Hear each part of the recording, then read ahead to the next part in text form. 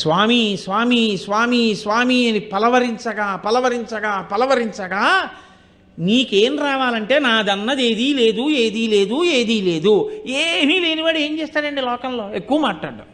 ఏమీ లేవనుకోండి, ఆయన బాగుంటుంది ఏంటంటే నేను ఇల్లు మాట్లాడితే నాకేముందని నేను మాట్లాడండి అంటాడు.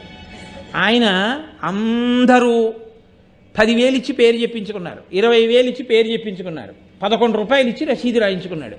ఒక ఆయన 1,25,000 ఇచ్చి నా పేరు చెప్పకండి అని ప్రాధేయపడ్డాడు. ఆయన ఈశ్వరానుగ్రహం ఉన్నవాడు.